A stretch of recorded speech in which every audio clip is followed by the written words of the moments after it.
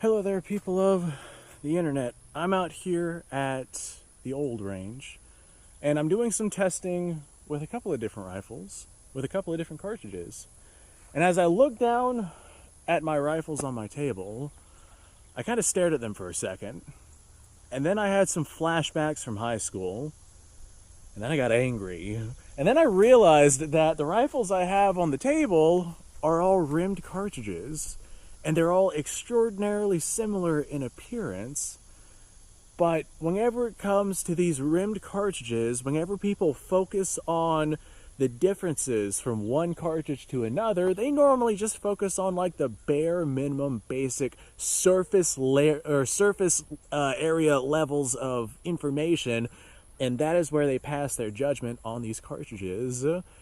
Well, today I have a 7.62 by 54R, a 303 British, and a 3040 Krag, and all of them are rimmed cartridges. And a lot of people will look at them and they'll say to themselves, oh, that cartridge sends this grain weight bullet at this velocity, and that's what you can come to expect, and that's as far as they go. Well, there's a lot more to look into whenever it comes to comparing one cartridge to another, because it's not just about sending a particular bullet at a particular velocity, it's also about the guns that shoot them as well.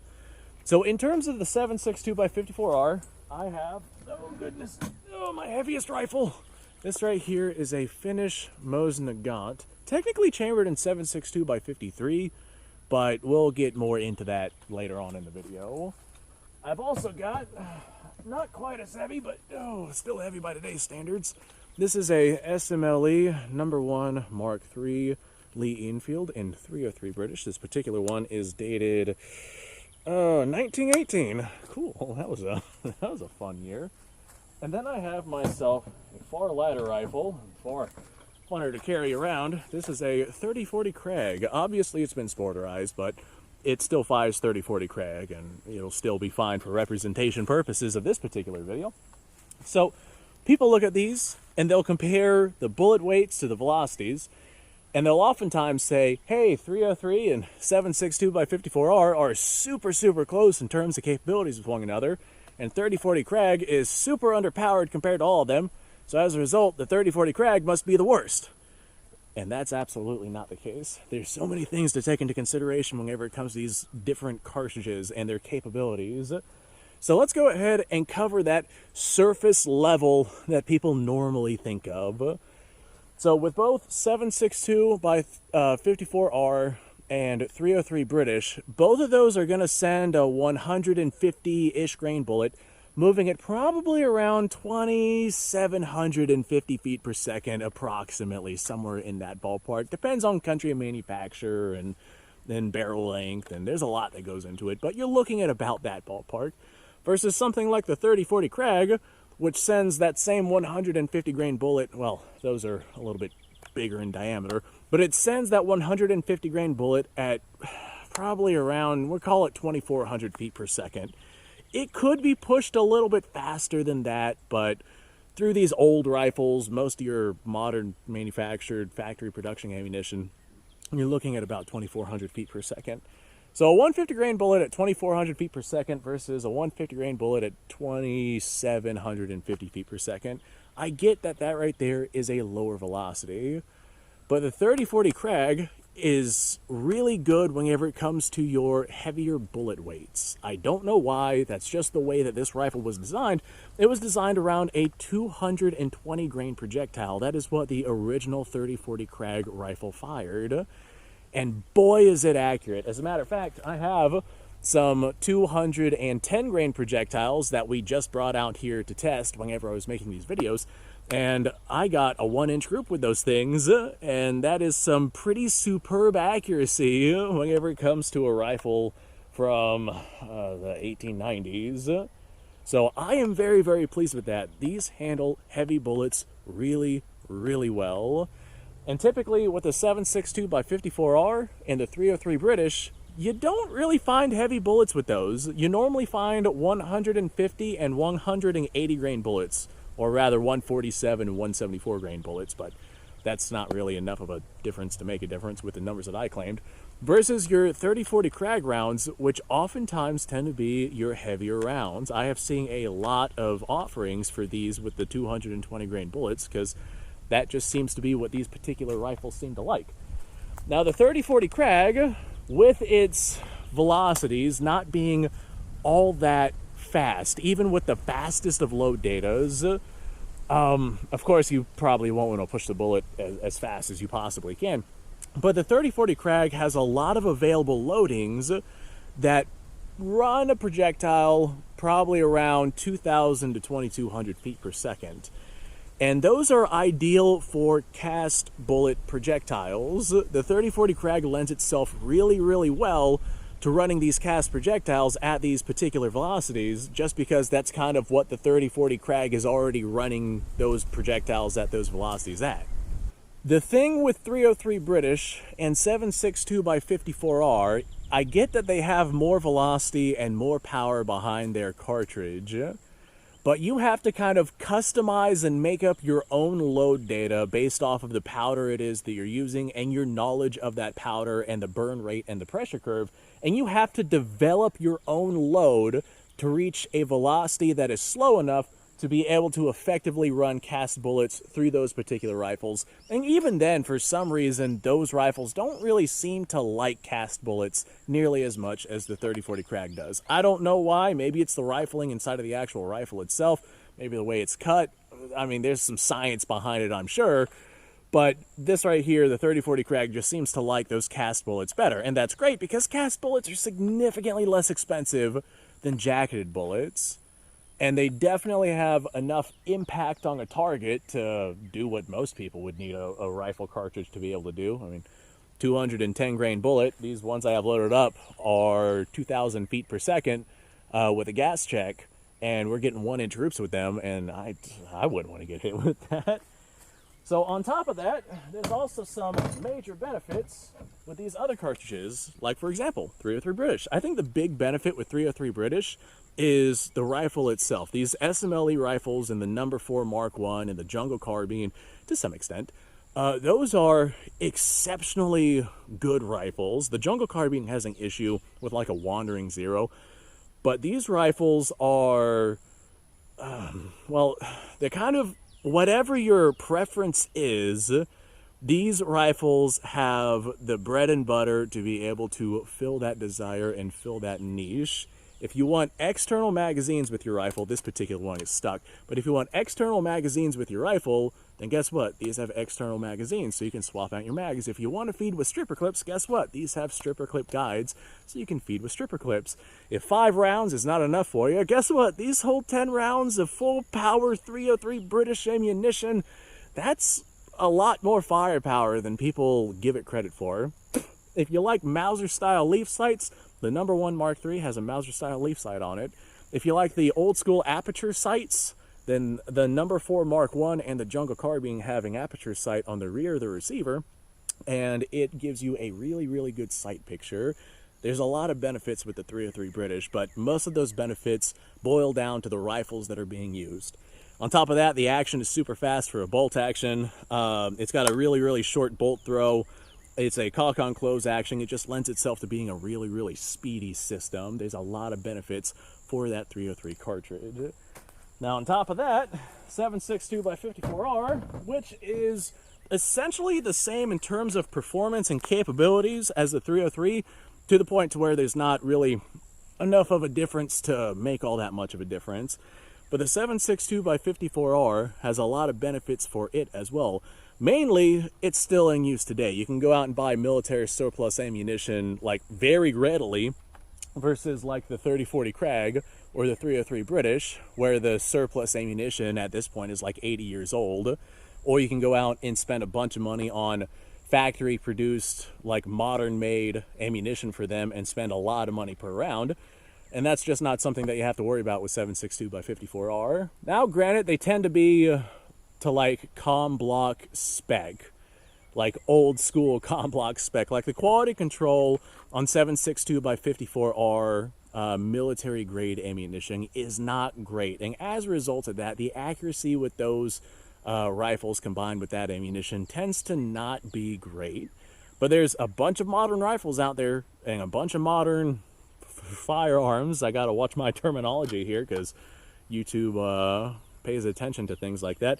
There's a lot of different firearms out there chambered in 7.62 by 54R that are still being used in a modern context, and you can still go out and get military surplus ammunition in 7.62 by 54R pretty gosh darn easily because it's still being produced to this day and being used all around the world. That's probably one of the bigger benefits for this particular cartridge. On top of that, some of the rifles, mainly the Finnish rifles, the Finnish Mosin Nagants, dude, these are Cadillacs whenever it comes to rifles. They are so buttery smooth and so accurate and so nice to shoot. It'll literally make you drool. It is insane how nice a Finnish Mosin Nagant rifle is, and if you have not shot it, I highly recommend it. With these right here, oh goodness, that's a big old wasp right there. I'm gonna grab my hat. Come here, you. Where are you going? What are you doing? Oh my God, I'll kill you. I promise I will. All right, it ran away. It's now over there. Cool. I'm gonna leave it over there. But with that Finnish Mosin Nagant, you have the capabilities of more or less, oh my God, there's another. You have the capabilities of more or less loading a modern style of projectile inside of your rifle and getting modern performance from that rifle. Like, as a matter of fact, I did that. Do I have any out here? I actually made, that scared the shit out of me. I made a video out here while I'm filming this one. I made a video where I modernized the 7.62 by 54R, and I did that by running it through this Finnish rifle with its 310 diameter bore. I got really, really good accuracy, and I ran modern projectiles at maximum pressure through this rifle, and we got really, really good results. And the reason why I'm able to do that is because this is a Finnish rifle. If I were to do that same thing with like a Russian rifle where the specs really aren't that great, or a wartime rifle of some kind, or a rifle that is just known to not be as good in terms of quality control and tolerances, then that's just not something that I could do. Like if I were to modernize the 3040 Krag or the 303 British, those rifles just don't really lend themselves all that well to modernization because the standards of production for those rifles are just not as good quality as the Finnish Mosin Nagant. So every one of these cartridges has their own pros and cons in terms of capabilities, in terms of the platform that they're shooting, in terms of what it is that you want to load them for, and in terms of countries that made the rifle and the quality of the rifle. Like 303 British, those Lee Enfield rifles, those are pretty gosh darn good in terms of quality and whatnot, but there's still quite a bit of tolerances. Like those right there tend to be about 3 to 5 MOA guns on just your standard basis. You might find a particular one that is particularly accurate with a particular loading, but the standard of accuracy is probably about 3 to 5 MOA. The 3040 Krag, you're looking at about that same thing. It just so happens this particular one likes heavyweight bullets like a lot. But the Finnish Mosin Nagant 7.62 by 54R, most of these are a 1 to 2 MOA because they were designed to be that way. Most of these were chambered for 7.62 by 53, which is not as different as people make it out to be from 7.62 by 54. The 7.62 by 53 is not a full millimeter shorter. It's more like 0.2 millimeters shorter. The Finnish still wanted to be able to use captured Mosin Nagant ammunition inside of their rifles. But the way that they established their bore size at a 310 diameter bore, that made it to where the 311 diameter bullets that they're using from the Russians were quite accurate. Even though they were using like military spec ammunition, the Russian tolerances were not great. They were not great, especially during wartime production.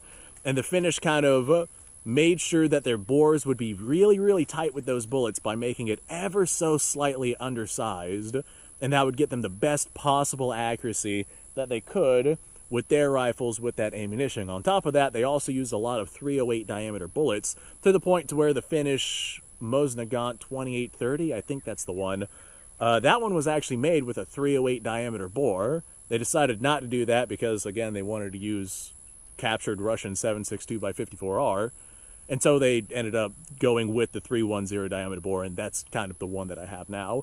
And that's such a good bore diameter for these particular cartridges. It works so gosh darn well.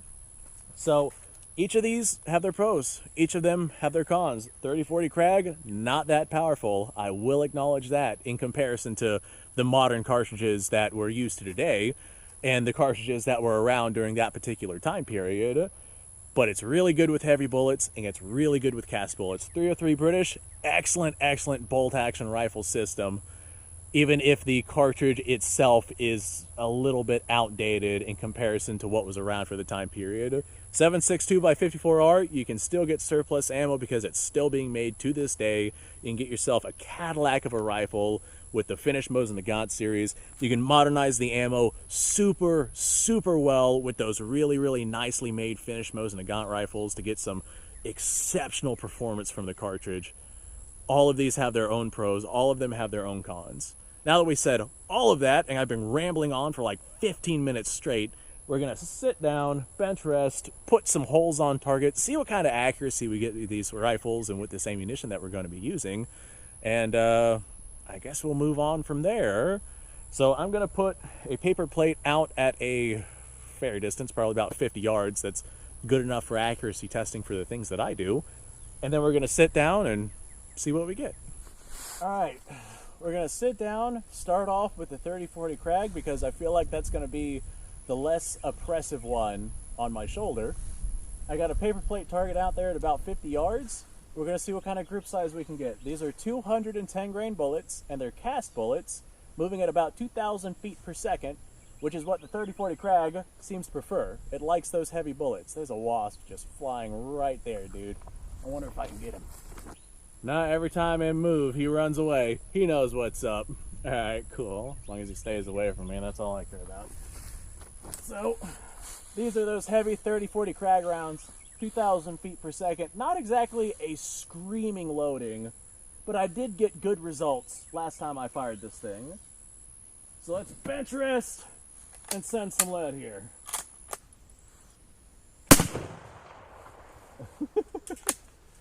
Ow, that kind of hurt.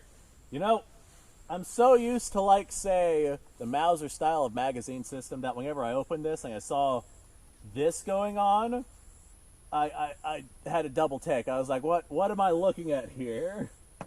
All right, there's one round. Oh, goodness. There's two rounds. The fact that this rifle is sporterized, it has more recoil than I feel like it probably should. Of course, these are relatively heavy bullets, so I guess it is what it is. All right, there's 3 rounds. Fantastic. Ow, that hurt. Let me go grab that. All right, this plate already had some bullet holes inside of it, but right here's our 3-round group, and this is pretty stereotypical of what you see with this rifle, with these heavy bullets. This is probably a good, I don't know, 1.25 inches, maybe 1.5 inches. So we're looking at probably around 2.5 MOA. That's decent. That's actually very decent. With cast lead bullets, that's not bad at all. I gotta say, that's not bad at all. That's something I can live with. So now, I guess let's run the 303. That sounds like fun. See what kind of group size we get with the 303. The 303, we're using 150 grain soft point, and these are they're jacketed rounds, so they're not going to be cast rounds. I tried running cast rounds through the 303 Brit in another video, and they did all right, but not great. I'm sure that it prefers jacketed bullets. Let me go set this up.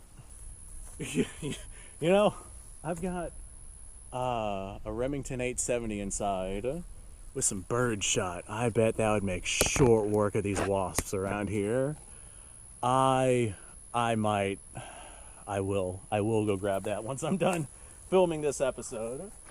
So we're gonna do some 303 Brit Like I said, this is 150 grain. You know, these rifles probably do prefer a 174 grain bullet.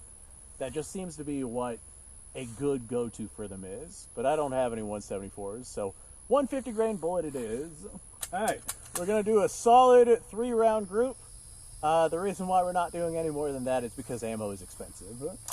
Let's send it here. All right.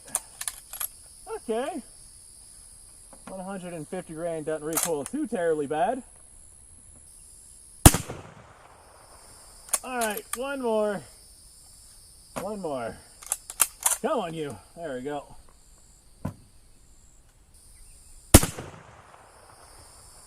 Ow. The rifle hit my chin. That sucked. All right. We'll grab that plate. We'll see what it looks like. Then we'll accuracy test the Mosin. Come on, you. This particular Enfield, the bolt stop is not stopping. That'll be fine. That'll be fine, I'm sure. 303 British accuracy. We had 2 rounds land right on top of one another, and then one land about an inch away. And this is very stereotypical accuracy of what you would normally see with these rifles. That's just the standard of accuracy that they had. So that's still pretty gosh darn good. It's probably about 3 MOA, because that's 1.25 inches, maybe 1.5 inches. I probably should have brought some kind of measuring device, but here's my thumb. Yeah, we're gonna call it 1.5 inches, because why not? So 1.5 inches with these 150 grain bullets, that's not bad. I bet that if we used heavier ones, that group would probably tighten up a bit. All right, let's move on to the 7.62 by 54R. Now, since normally whenever people run this ammunition, they run not great ammunition, but we're running a Cadillac of a rifle here. So I have some steel case tool ammo that we're going to run through this finished Mosin. I want to see what kind of accuracy we get, because normally it's like 5 MOA with this cheapo steel case tool ammo 7.62 by 54R through like a Russian Mosin Nagant. I want to see what group size we get with this one. All right, Mosin Nagant. I can't remember what the bullet weight of these is. I think they're 147 grain. Full metal jackets, steel case tool ammo, but it's a finished Mosin Nagant, so hopefully we get halfway decent accuracy with this garbage ammo. Guess we're gonna find out. Oh, well, that sucked to shoot. This is definitely a powerful little round. Oh. Ow. Okay, that's enough for me. I'm done shooting those. So this is what I normally see with this cheap steel case ammo. With 3-shot groups or 5-shot groups, 10-shot groups, I fired a bunch of this stuff in my time. We normally have a batch of rounds that are like super close to one another, and they would normally be a super good group, and then we have a couple of flyers that just go way off into the left field, and that's what ruins the group size, and that's just from a lack of consistency with this ammunition. Like, we got 2 rounds right on top of one another, and then we had a 3rd round that just went wildly off into the distance. And that's just the name of the game with this cheaper stuff. Now, that being said, in one of the videos that I made while I was up here filming this, I modernized 7.62 by 54R. Hopefully that video is up on the channel by now. But I modernized that cartridge, and I ran some far more consistent, far better bullet types. Like, the ammunition that I made was definitely a way better quality than this cheapo steel case stuff. And as a result of that, we got 1-inch groups at this distance. Versus this is probably a 2.5, 3-inch group. And this is the ammunition that most people are running, or at least of this type of quality. 3 MOA for a Mosin Nagant is considered pretty decent accuracy. Most people are fine with their rifles having 5 or 6 MOA. They'll still call them tack drivers because they smack a hunk of steel at 50 yards. So hats off to you on that one. So now, basically just for fun, I have some 150 grain full metal jacket that I loaded up for the 3040 Krag. All right, buddy, what are you doing? I'm watching this wasp fly around me. But I want to run some of these 150 grain full metal jackets through the Krag and see what kind of group size we get with that. So I guess that's what I'm going to do. Let me go set this back out there. All right, 150 grain full metal jacket for the 3040 Krag, firing at 50 yards, just to see what kind of accuracy we get. This right here is probably not going to be a strong suit of the Krag because it is, well, it just likes heavier bullets, and I've seen that on repeated occasion. But let's see what we get with these particular rounds, just for fun. Nice. All right, I got my plate down there. I got everything marked off. Let's settle in. Thank you, Kevin. I appreciate you, buddy. It's been a minute since we heard Kevin on the channel. Let's do it. All right. That was not as much recoil as those 210 grain bullets I was firing, but it still felt pretty good. I imagine that if this Krag wasn't sporterized, it would probably have less recoil, because the 3040 Krag is not a particularly potent cartridge, but I'm not having fun shooting this. Let's set another. Alright, I lied. I am having fun shooting it. Woohoo, mama. Alright, yeah, let me wander down there. I'm going to grab the plate, and we're going to see what that looks like. Alright, kind of hard to see on camera, but I've been marking the rounds as I've been shooting. So our 3 rounds actually did better than I was expecting. We got 2 rounds basically right on top of one another right here. And then we have 1 round that's probably 1.5 inches away, give or take. So with 150 grain, 3 MOA, 100-year-old gun, that's pretty gosh darn good. So I'm not really going to complain about that. That's pretty good. I like that a lot. As a matter of fact, that gives me confidence because I got a lot of 150 grain full metal jackets that I can use in this. Not as good as the heavier bullets. I feel like I got a little bit tighter of a group with those heavier rounds, but man, that's doable. That's serviceable. That's something that I can rock with. So there we go. There was my comparison of these 3 rimmed cartridges. Thanks for watching, folks. I appreciate your time. Like, subscribe, share. Description below is a link to all sorts of stuff. Go check it out. You guys go off. Have yourself a fantastic day. I'll see you on the next episode.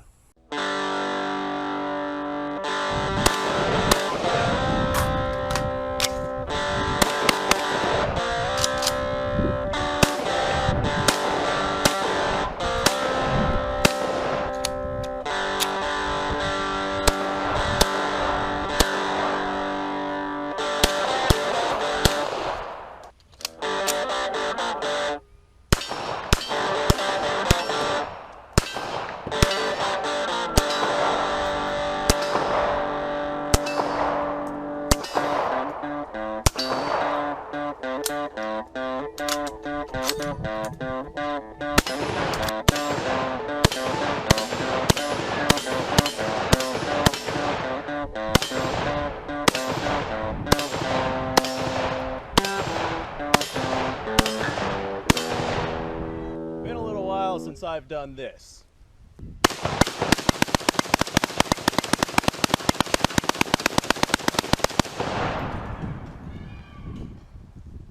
Bonnie and Clyde be damned. The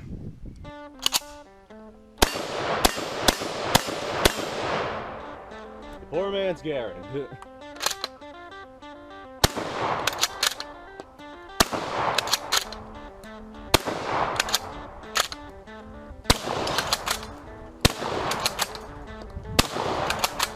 It's a shame that bolt-action shotguns aren't more mainstream.